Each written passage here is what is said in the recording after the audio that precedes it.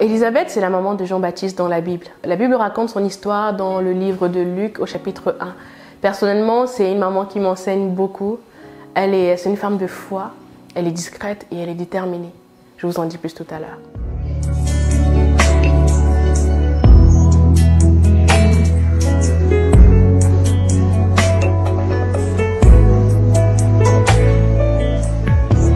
Bonjour et bienvenue sur ma chaîne.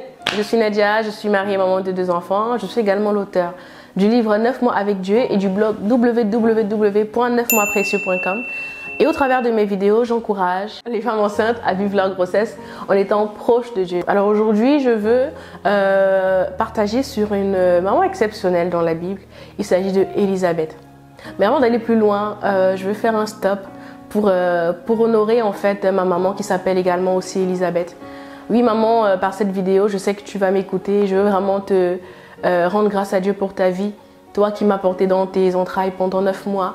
Toi qui t'es battue comme une lionne, je t'ai vue à l'œuvre pour que nous puissions manquer de rien, mes sœurs et moi, et mon frère et moi. Toi qui aujourd'hui es mon père et ma mère sur terre. Et toi qui me rappelles tous les jours à quel point ma vie compte pour Dieu et ma vie compte pour toi. Toi auprès de qui j'ai toujours un soutien inconditionnel, un réconfort sans pareil et des conseils remplis de sagesse. Maman, je veux te dire aujourd'hui qu'à l'exemple d'Élisabeth dans la Bible, tu es une maman exceptionnelle. Et Dieu m'a visité, il m'a fait grâce en me faisant passer par tes entrailles. Je veux te dire au travers de cette vidéo, maman Élisabeth, que je t'aime très fort et que je prie vraiment que le Seigneur te garde en vie très longtemps. Je t'aime. Bon, revenons sur notre Élisabeth de la Bible. Alors, en fait, en quoi est-ce que l'histoire d'Élisabeth dans la Bible nous enseigne? Déjà, on voit qu'Élisabeth était très âgée, parce que la Bible nous dit, comme je l'ai dit plus haut dans le livre de Luc au chapitre 1, que lorsque l'ange est apparu à Zacharie, il a dit « Mais comment cela va se faire? Moi, je suis vieux et ma femme aussi est très âgée. » Mais malgré tout, en fait, le Seigneur, il a fait grâce. Et comme il est écrit dans la Bible, celle qui était appelée stérile est maintenant à son 6e mois, car rien n'est impossible à Dieu. Déjà, je veux encourager une maman qui aspire en fait à connaître la joie de l'enfantement naturel. Je veux vraiment nous encourager à persévérer et à continuer de se tourner vers celui qui est capable de tout, parce que celui qui donne un enfant, c'est Dieu. Donc vraiment, je veux nous encourager parce que l'âge civil, en fait, Élisabeth nous le montre, n'est pas un obstacle, en fait, à l'accomplissement des promesses de Dieu. Notre maman Sarah nous le montre également dans la Bible, dans le livre de Genèse. Donc vraiment, je veux nous encourager à persévérer et à continuer de nous tourner vers Dieu. Je sais que ce n'est pas facile tous les jours, mais avec la persévérance, je crois vraiment que vous êtes la prochaine sur la liste de la visitation divine au nom de Jésus. Alors, ce qui m'interpelle dans l'histoire également d'Élisabeth, c'est que la Bible nous dit que lorsqu'elle a appris qu'elle était enceinte, elle s'est cachée pendant 5 mois. Je me suis toujours demandé, mais comment elle a fait pour se cacher pendant 5 mois? Alors aujourd'hui, on ne peut pas vraiment se cacher, parce qu'on doit aller travailler, on doit continuer de vivre en interaction avec les personnes autour de nous. Mais en fait, ce point m'interpelle en me disant, en fait, on n'est pas obligé de divulguer les détails de notre grossesse à la terre entière. Franchement, il y a des mamans, dès qu'il y a 2 barres sur le test de grossesse, tout Instagram est au courant. Tout Facebook est au courant, toute la terre entière est au courant. Vraiment, je n'ai pas de problème avec, parce que chacun a le libre arbitre. Et je pense qu'en tant que maman, on fait des choix et on les assume. Donc vraiment, ça, il n'y a aucun problème. Mais ce que j'essaye de dire, en fait, c'est qu'il y a beaucoup de combats, en fait, qu'on peut éviter si on est discret. Si on fait preuve de plus de discrétion.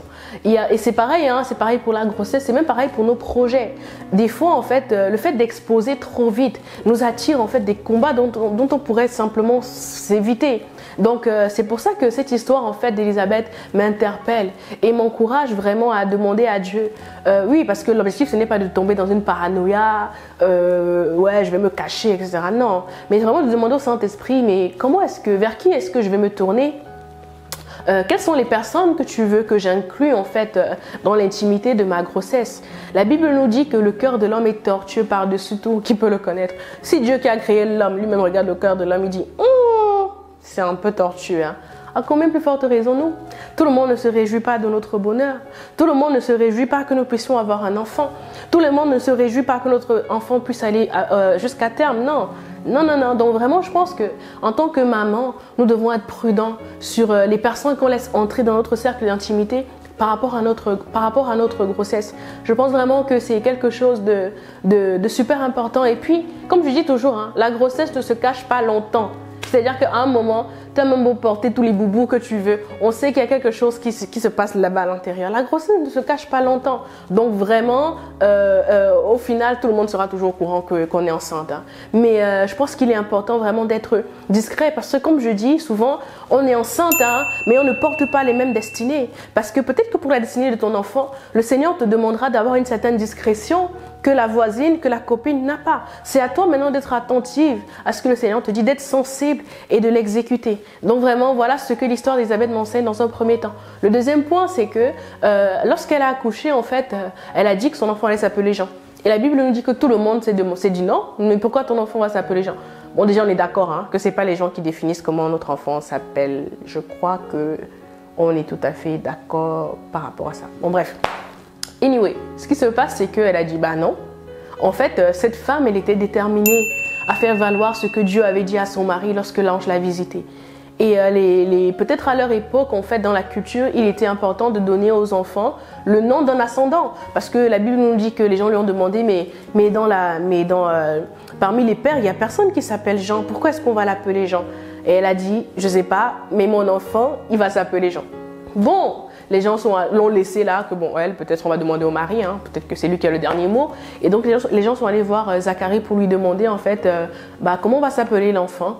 Et Zacharie, il a écrit sur un papier parce qu'il était muet, que l'enfant s'appellerait Jean et sa langue c'est Délie, etc. Vous irez lire l'histoire, c'est une histoire passionnante.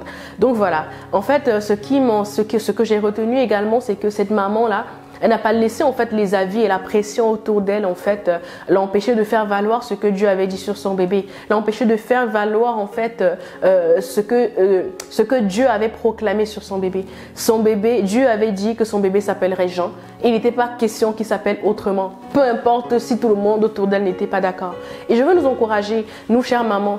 Des fois, il y a des choses qu'on fait pour nos enfants, même par rapport à la grossesse, que les gens ne comprennent pas. Si vraiment le Seigneur t'a communiqué des instructions particulières par rapport à ta grossesse, par rapport à ton enfant, je t'encourage à tenir ferme.